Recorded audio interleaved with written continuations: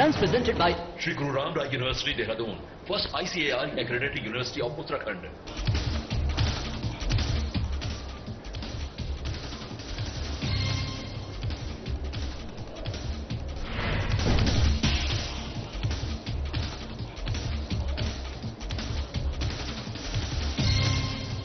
Headlines presented by Shri Guru Ram Rai University, Dehradun, first ICAR accredited university of Uttarakhand. Inter college में विकसित कृषि संकल्प अभियान का शुभारंभ नैन बाग मंत्री गणेश जोशी ने की शुभारंभ। नौगांव में विकसित कृषि संकल्प अभियान का शुभारंभ मंत्री गणेश जोशी ने की शुभारंभ। लगाए गए स्टॉलों का कृषि मंत्री ने किया अवलोकन। साहबनगर में रायवाला ब्लॉक कांग्रेस की मासिक बैठक, संगठन की मजबूती को लेकर हुई चर्चा। धोखाधड़ी करने वाले गिरोह का बद्रीनाथ पुलिस ने किया भंडाफोड़। गिरोह के 6 सदस्यों को किया गिरफ्तार। कब्जे से 14 नकली मोबाइल और फर्जी बिल बरामद। और पिथौरागढ़ में विश्व तंबाकू निषेध दिवस पर जागरूकता कार्यक्रम, तंबाकू के दुष्प्रभावों के प्रति किया गया जागरूक।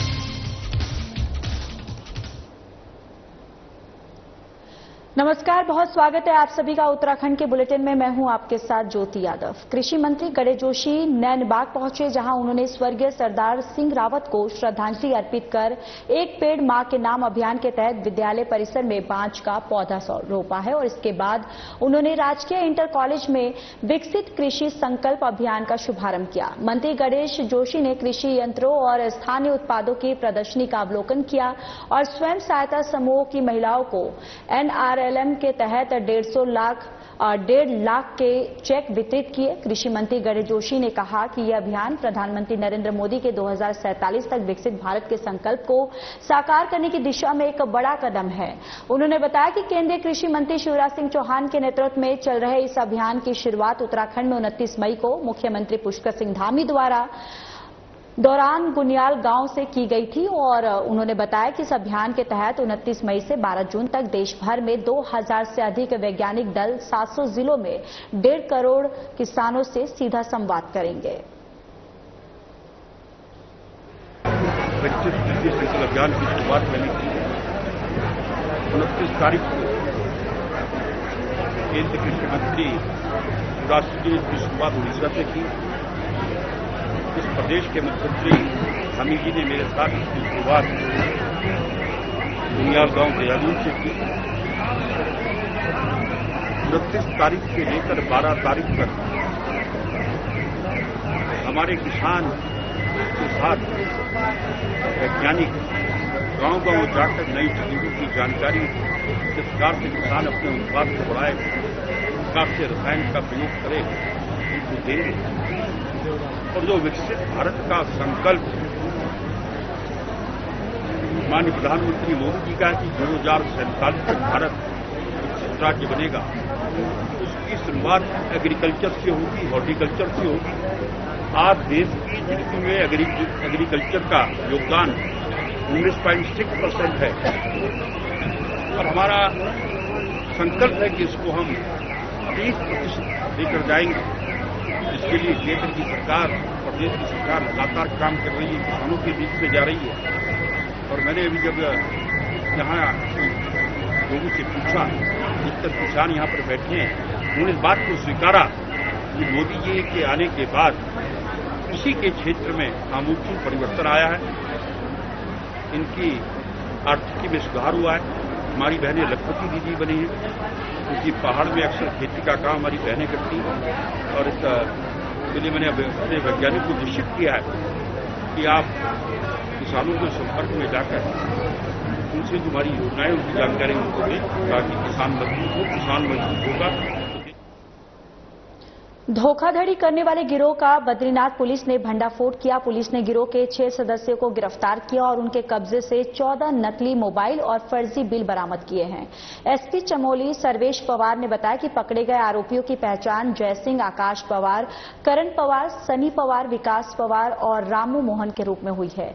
ये सभी आरोपी मध्य प्रदेश में खंडवा के रहने वाले हैं। पूछताछ में आरोपियों ने बताया कि वह नकली और छेड़छाड़ किए गए मोबाइल अपने पास फर्जी बिल के साथ रखते हैं और अपनी कोई भी मजबूरी बताकर वो मोबाइल को महंगे दामों पर श्रद्धालुओं और पर्यटकों को बेचकर फरार हो जाते हैं। पुराने और खराब मोबाइल वह दिल्ली की गफ्फार मार्केट में कबाड़ियों से खरीदते हैं और फर्जी बिल वो अपने आप बनाते हैं। और एसपी ने बताया कि आरोपियों ने बद्रीनाथ में माड़ा निवासी युवक को इसी प्रकार का खराब मोबाइल 11,000 में बेचा था। युवक की शिकायत पर पुलिस ने इस गिरोह का पर्दाफाश किया है। फिलहाल सभी आरोपियों को मुकदमा दर्ज करने के बाद कोर्ट के आदेश पर जेल भेज दिया गया है। पुलिस ने श्रद्धालुओं और पर्यटकों को सावधान रहने की अपील की है।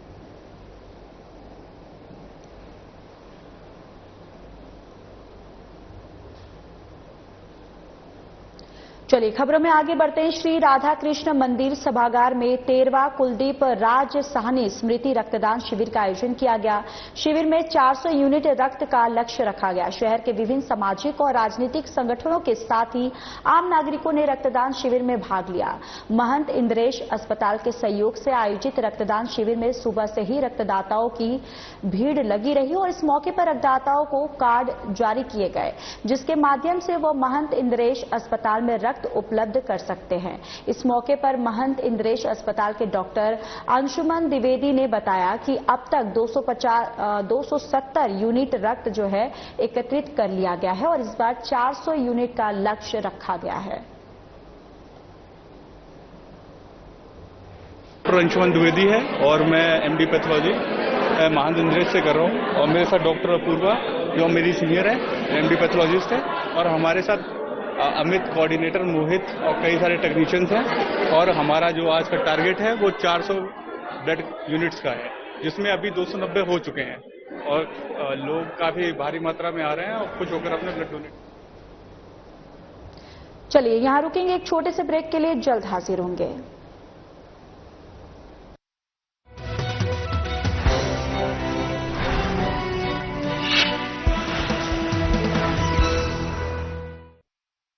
Deemed to be University Dehradun, ranked amongst the top 52 universities of India by NIRF 2024, with consistent high placement records with multinational giants like Google, Amazon, Microsoft, Atlassian, Adobe, PayPal, Deutsche Bank and many more. Apply on geu.ac.in or call us at 1800-890-6027. Graphic Era, transforming dreams into reality.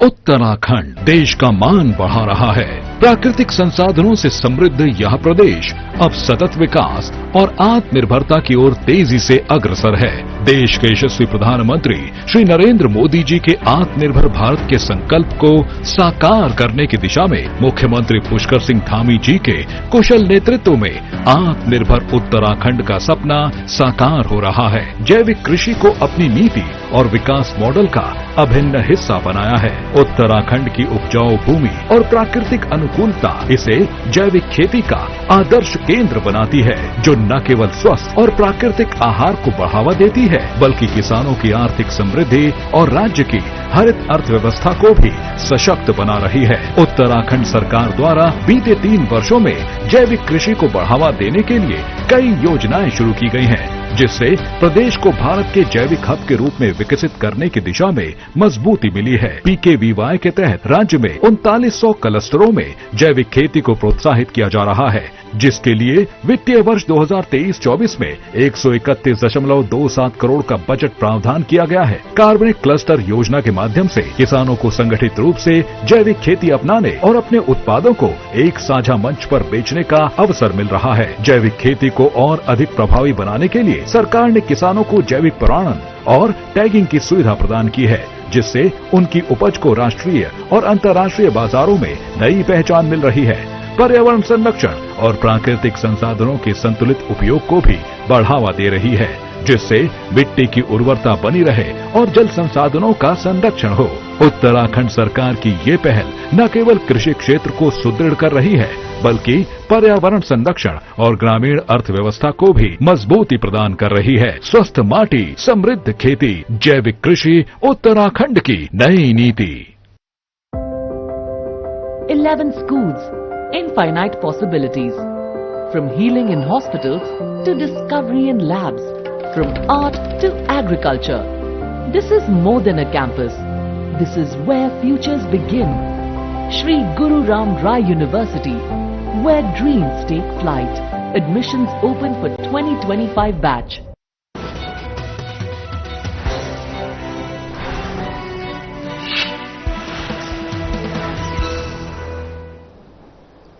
Break के बाद स्वागत है आप सभी का। चलिए खबरों में आगे बढ़ते हैं। अहिल्याबाई होलकर की 300वीं स्वामी जयंती के समापन अवसर पर अहिल्याबाई होलकर के चित्र पर माल्यार्पण कर उनको श्रद्धांजलि अर्पित की गई। इस मौके पर भारी संख्या में मातृशक्ति के साथ ही शहर के गणमान्य लोग उपस्थित रहे। तो वहीं इतिहासकार गोपाल भारद्वाज द्वारा अहिल्याबाई होलकर के बारे में विस्तृत जानकारी दी गई। बीजेपी मसूरी मंडल अध्यक्ष अग्रवाल ने कहा कि आज अहिल्याबाई होलकर की 320 जयंती के अवसर पर बीजेपी मसूरी मंडल द्वारा प्रदर्शनी लगाई गई थी, जिसका आज समापन किया गया है। इस दौरान साफ सफाई, चित्रकला, निबंध, दौड़ प्रतियोगिता का आयोजन किया गया। उन्होंने बताया कि अहिल्याबाई होलकर ने महिलाओं के उत्थान के लिए विभिन्न योजनाएं संचालित की थी और आज पूरे देश में अहिल्याबाई होलकर जयंती मनाई जा रही है।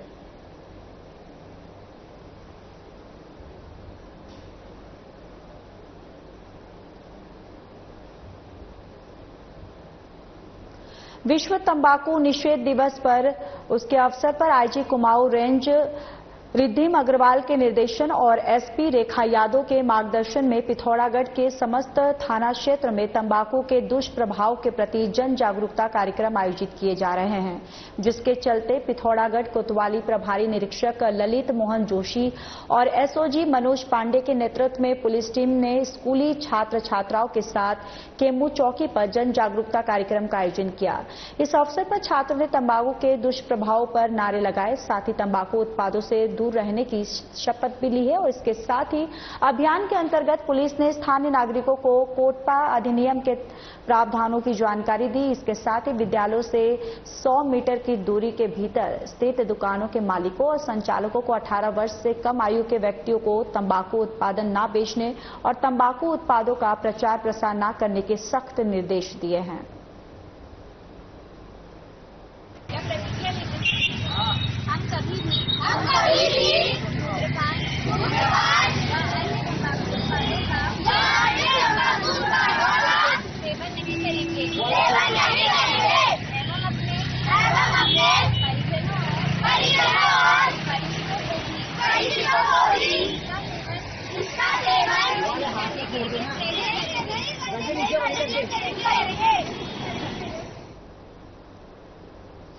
तो वहीं पुलिस कप्तान लोकेश्वर सिंह के निर्देश पर श्रीनगर पुलिस ने फुट पेट्रोलिंग अभियान चलाया है और इस दौरान पुलिस ने जगह जगह सड़क पर हुए अतिक्रमण को हटाने की कार्रवाई की है।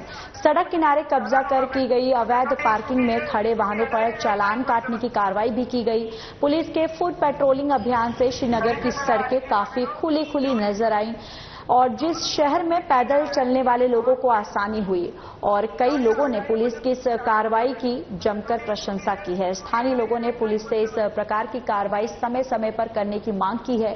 श्रीनगर कोतवाली के वरिष्ठ उप निरीक्षक भुवन चंद पुजारी ने बताया कि चारधाम यात्रा का सीजन चल रहा है और ऐसे में शहर में हजारों यात्री प्रतिदिन पहुंच रहे हैं, जिनको पैदल चलने में परेशानी न हो, इसलिए पुलिस कप्तान लोकेश्वर सिंह के निर्देश पर फुट पेट्रोलिंग अभियान चलाया गया।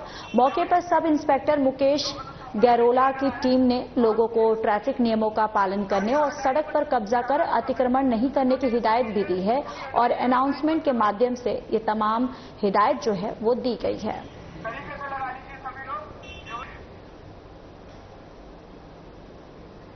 यहां रुकेंगे और एक छोटे से ब्रेक के लिए जल्द हाजिर होंगे।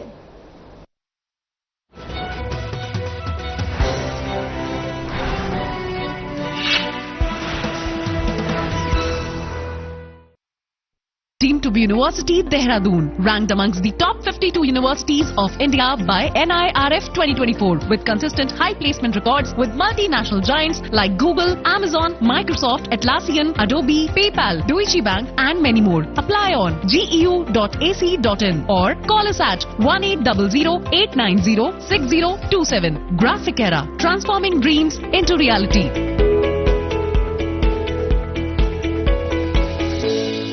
देवभूमि उत्तराखंड, जहां हिमालय की ऊंचाइयां विकास का नया इतिहास लिख रही हैं और हर गांव आत्मनिर्भरता की ओर बढ़ रहा है।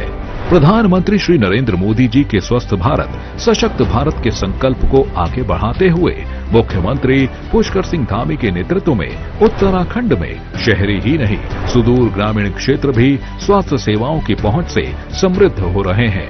अब राज्य के हर ग्रामीण को बेहतरीन इलाज, आधुनिक सुविधाएं और विशेषज्ञ डॉक्टरों की सलाह उनके द्वार पर ही मिल रही है।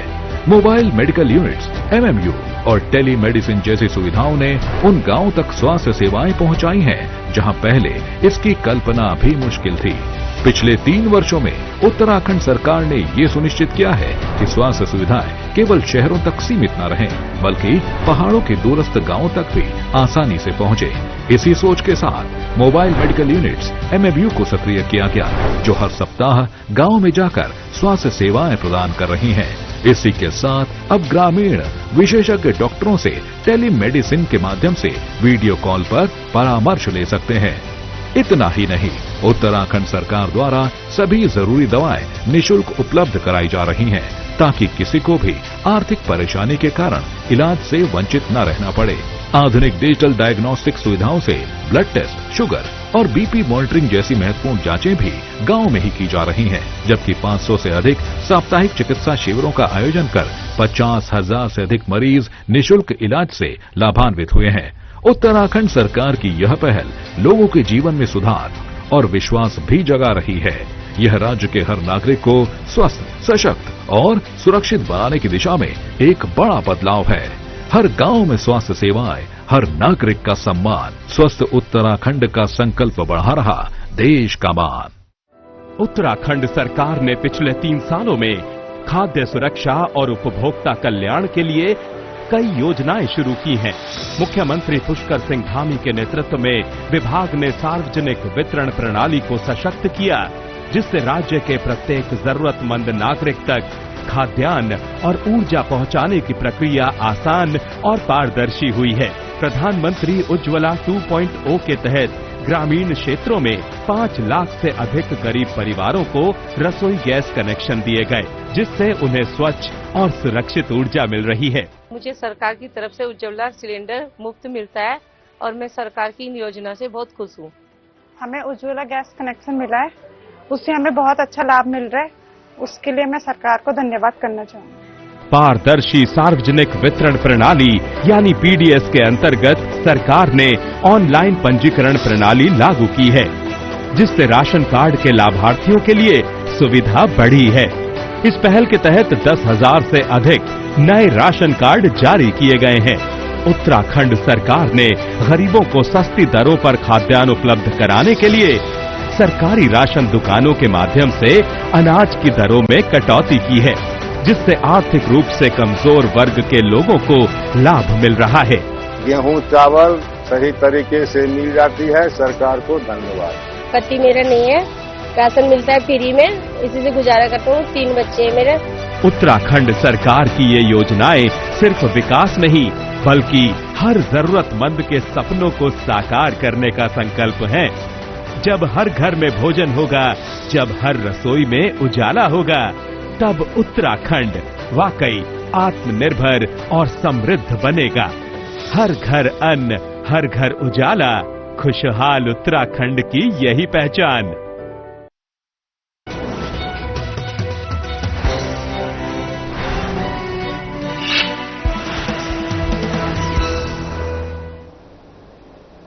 चलिए खबरों में आगे बढ़ते हैं। कृषि मंत्री गणेश जोशी ने नौगांव स्थित राजकीय इंटर कॉलेज में विकसित कृषि संकल्प अभियान का शुभारंभ किया। इस अवसर पर ग्रामीणों ने कृषि मंत्री गणेश जोशी का पारंपरिक रीति रिवाजों के साथ भव्य स्वागत और अभिनंदन किया।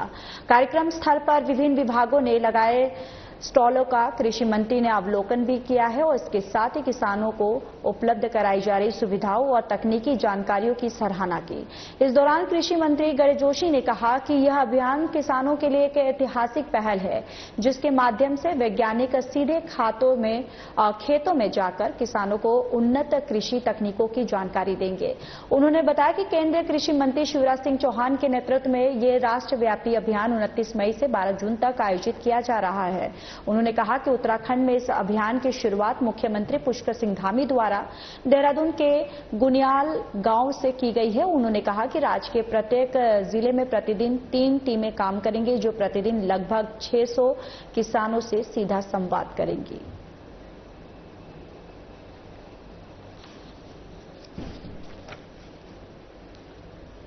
साइन किया वो किसान सम्मान निधि की थी। 10 करोड़ किसानों के खाते में सीधा पैसा भेजने का काम देश के प्रधानमंत्री नरेंद्र मोदी जी ने किया। भारत संकल्प अभियान पूरे देश में चल रहा है। इसमें हमारे 6000 से अधिक किसान सब गांव में जाकर किसानों के साथ संवाद करेंगे। 50 से 60 की वृद्धि की है। माननीय मुख्य तो देखिए, नौगांव से ये खबर आप तक पहुंचा रहे हैं, जहां पर राष्ट्रीय स्टॉल जो है लगाया गया था, जिसका अवलोकन जो है कृषि मंत्री ने किया है। और उन्होंने कहा है कि कृषि मंत्री शिवराज सिंह चौहान के नेतृत्व में ये 29 मई से इसकी शुरुआत जो है वो की गई है। और देखो, आपको बताते चले कि ग्रामीणों ने कृषि मंत्री का यहां पर भव्य स्वागत किया है और जो स्टॉल्स लगाए गए थे वहां पर कृषि मंत्री ने उसका अवलोकन भी किया है। और ये तस्वीरें भी जहां पर स्टॉल्स का अवलोकन करते हुए और जो स्टॉल्स धारक हैं उनसे भी बातचीत करते हुए कृषि मंत्री दिखाई दे रहे हैं।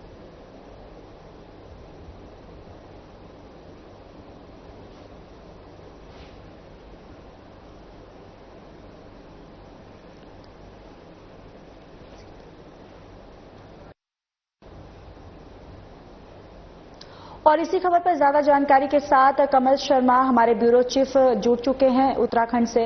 कमल, आपके पास आते हुए देखिए, अब यहां पर कृषि मंत्री जो हैं पहुंचे हैं और साथ ही साथ जो स्टॉल्स लगाए गए थे उसका अवलोकन भी किया है। फिलहाल अभी क्या जानकारी है? आज ज्योति, कृषि मंत्री जो है पिछले आज से 3 दिवस से उनका दौरा शुरू हुआ है और वो उत्तरकाशी और टिहरी जनपद में रह जाएंगे, जिसमें पहले टिहरी में नैनगांव पहुंचे थे, उसके बाद आज उत्तरकाशी पहुंचे हैं और उन्होंने वहां पर लोगों के किसानों के साथ में उनकी समस्याओं के बारे में जाना है। और साथ ही सबसे बड़ी बात है कि जो इस दौरान वो कृषि संकल्प अभियान के अंतर्गत जो आयोजित कार्यक्रम चल रहे हैं उनका भी शुभारंभ कर रहे हैं। तो सबसे पहले की अगर आप बात करें तो वो नैनगांव पहुंचे, जो टिहरी जिले में आता है, वहां पर पहुंचे हैं। उन्होंने नैनगांव स्थित राजकीय इंटर कॉलेज में विकसित कृषि संकल्प अभियान की शुरुआत की है वहां पर। उसके साथ वहां पर विधायक जो है प्रीतम सिंह पंवार भी थे और उन्होंने वहां पर पूरा जो स्टॉल्स लगे थे, चिचनी लगी थी, सारा उनका अवलोकन किया और उसके तहत वहां पर उन्होंने लगभग 1.5 लाख रुपए के डमी चेक भी वहां पर वितरित किए लोगों को। और उसके बाद उन्होंने यही कहा, उन्होंने कहा कि प्रधानमंत्री मोदी के नेतृत्व में, कृषि मंत्री शिवराज सिंह चौहान के नेतृत्व में अगर हम कहें तो लगातार कृषि क्षेत्र में भारत आत्मनिर्भर की ओर लगातार बढ़ता जा रहा है। और उन्होंने कहा कि इसी जो भारत के संकल्प को साकार करने के लिए जो विकसित भारत को 2047 का जो लक्ष्य रखा गया है, उसके लिए लगातार चाहे वो राज्य सरकार हो चाहे वो भारत सरकार हो, लगातार अग्रसर है। और उन्होंने इसी चीज को अभियान करते हुए विकसित कृषि संकल्प अभियान एक शुरू किया गया है जो लगभग 15 दिनों तक चलेगा। और इसी अभियान के तहत वो आज टिहरी और उत्तरकाशी दौरे में जा रहे हैं, जहां पर जगह जगह लोगों की समस्याएं सुनेंगे, क्योंकि लगातार किस प्रकार की परेशानियां जो दूरस्थ क्षेत्र होते हैं वहां किस प्रकार की परेशानियां हो रही हैं, किस प्रकार की दिक्कतें हो रही हैं, वो सब जानकारी प्राप्त करेंगे। उनके साथ अधिकारी भी वहां पर, कृषि विभाग हो, अन्य अधिकारी भी उपस्थित है और लोगों से बातचीत करेंगे कैसे उनकी समस्याओं का समाधान किया जा सके, इसके लिए वो लगातार प्रयास कर रहे हैं। चलिए कमल, बहुत बहुत धन्यवाद सारी जानकारी साझा करने के लिए। चलिए खबरों में आगे बढ़ते हैं, बात कर लेते हैं रायवाला की, जहां पर रायवाला में कांग्रेस की मासिक बैठक जो है वो की गई है। देखिए, ग्राम सभा साहबनगर में रायवाला ब्लॉक कांग्रेस की मासिक बैठक हुई। बैठक में कांग्रेस नेता जयेंद्र रमोला, जिलाध्यक्ष मोहित उनियाल सहित स्थानीय निवासी और कार्यकर्ता उपस्थित रहे। जन समस्याओं के समाधान और संगठन की मजबूती को लेकर चर्चा हुई। कांग्रेस आम जनता के बीच जाकर पूछ रही है उनकी मूलभूत समस्याएं, यानी कि जयेंद्र रमोला की तरफ से ये बयान दिया गया है। उन्होंने कहा कि कांग्रेस जो है वो आम जनता के बीच जाकर पूछ रही है उनकी मूलभूत जो समस्या है और समस्याओं के निस्तारण के लिए आंदोलन करने की रणनीति पर भी चर्चा की गई। संगठन की मजबूती को लेकर भी सुझाव ले रहे हैं। ग्राम सभा स्तर से बूथ स्तर तक आमजन से जुड़ रही है कांग्रेस, संगठन को मजबूती मिल रही है। ग्राम सभा की सड़क की समस्याओं को लेकर वन मंत्री से मुलाकात करेंगे। यानी कि ग्राम सभा साहबनगर में रायवाला ब्लॉक कांग्रेस की मासिक बैठक की गई है और इस बैठक में कांग्रेस के नेता जयेंद्र रमोला, जिलाध्यक्ष मोहित उनियाल सहित स्थानीय निवासी और कार्यकर्ता भी उपस्थित रहे। जन समस्याओं के समाधान और संगठन की मजबूती को लेकर इस बैठक में चर्चा हुई है और कांग्रेस जो है आम जनता के बीच जाकर पूछ रही है उनकी मूलभूत जो समस्या है। यानी कि जयेंद्र रमोला की तरफ से ये बोला गया है कि कांग्रेस बैठक कर रही है और आम लोगों तक पहुंच रही है। चलिए फिलहाल इस बुलेटिन में इतना ही। बाकी देश और दुनिया की तमाम बड़ी खबरों के लिए जुड़े रहिए हमारे साथ। नमस्कार।